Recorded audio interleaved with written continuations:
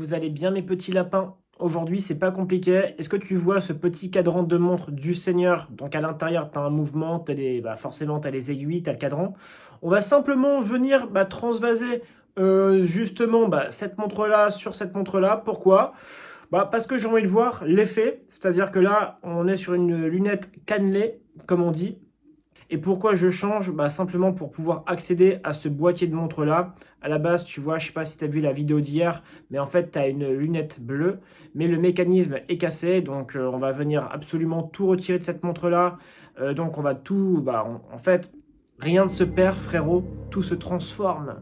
À me dire ce que tu en penses de ce petit look du Saint-Seigneur en commentaire. Tu vois, on a quand même sorti le grand jeu, petit pull rouge avec le collier. Nouveaux qui viennent de débarquer, là je suis en J7, c'est-à-dire une journée, une vidéo, c'est assez sportif sur YouTube.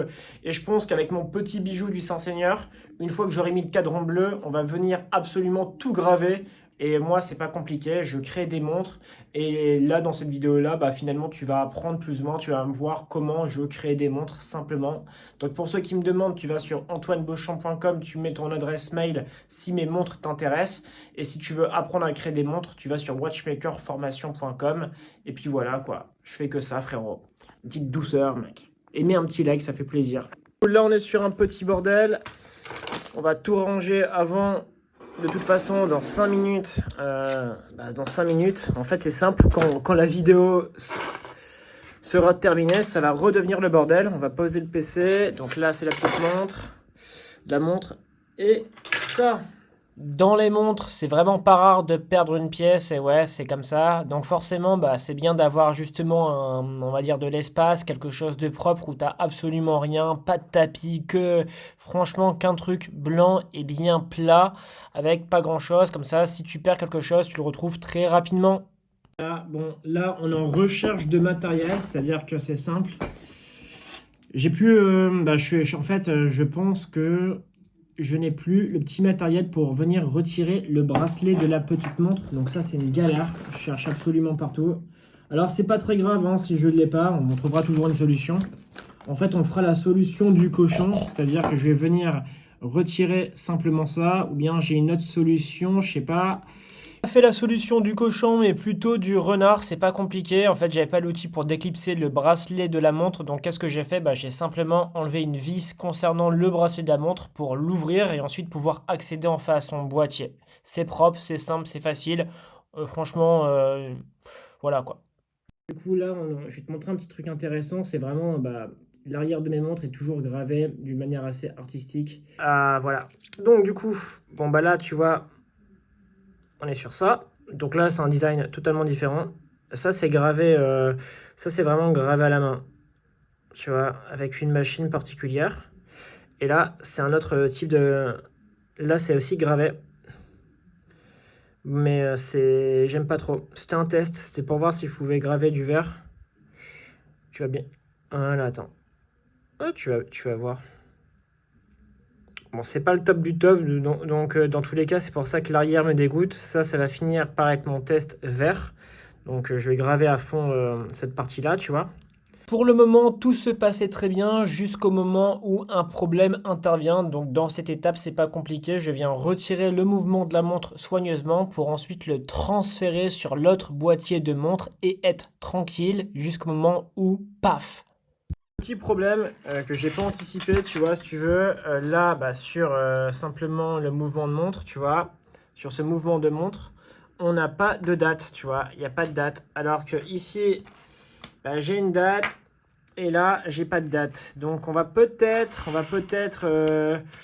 je vais voir, est-ce que je me motive à changer directement le verre? Est-ce que je me motive? Vas-y, tu sais quoi, on va se motiver. Je me dis que c'est un petit peu bête parce que je viens de retrouver ce cadran. Donc cadran, et comme tu peux le voir juste ici, tu as une petite date.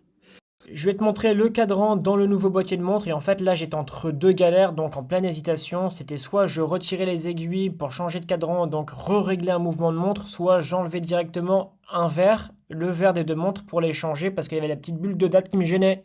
Très stylé frérot, on va pas se mentir. Elle est belle. Très très belle. Donc, je sais pas. Ah là là. Je vais voir si je retrouve pas quelques pépites en matière de cadran. Après, c'est quoi le plus chiant? C'est enlever un verre ou remettre des aiguilles, parce que plus régler le mouvement. Parce qu'en fait, dans tous les cas, tu vois, j'aurai du travail. Mais bleu, je vais voir, bleu. Ah, j'aime beaucoup le bleu aussi, hein. Le bleu, c'est stylé. Ça, c'était vraiment un très très beau cadran de montre que j'avais. Un gros sac d'argent, frérot. La problématique, c'est que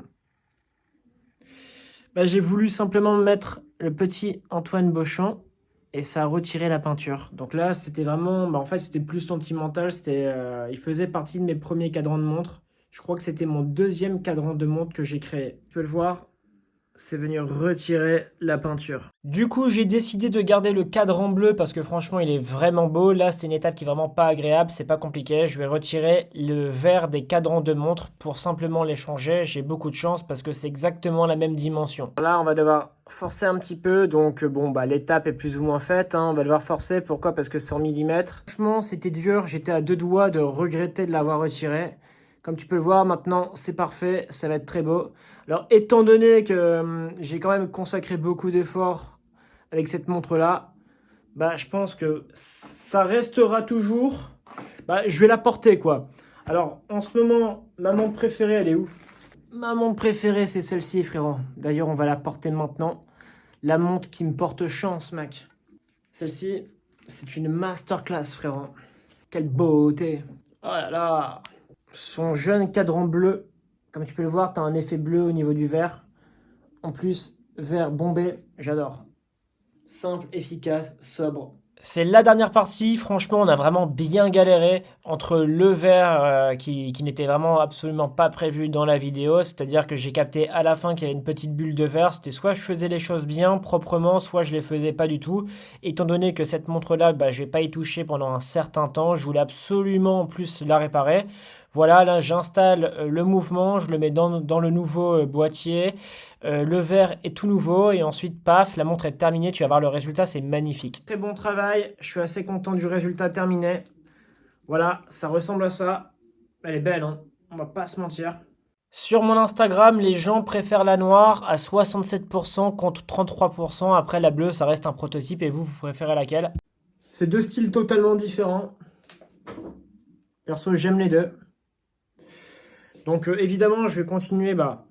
Celle-ci, je pense que demain ou après-demain, on va vraiment full la personnaliser pour vraiment justement avoir une montre du Seigneur.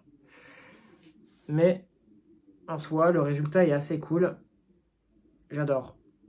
Dites-moi laquelle vous préférez. Bon, elle mérite un petit coup de polish comme les deux. Donc demain, je pense qu'on va la polir. Là, c'est écrit Antoine Beauchamp. Voilà. Paf. Elles sont cool. Tu peux le constater, les plus belles montres du monde sont sur antoinebeauchamp.com. Demain, on va la polir, on va la mettre propre comme jamais. T'as vu ça? On va également venir mettre des petits éléments de personnalisation sur le bracelet et surtout des éléments de personnalisation cachés parce que j'adore ça. Sur toutes mes montres, tu as des éléments cachés, notamment sur celle-ci, frérot.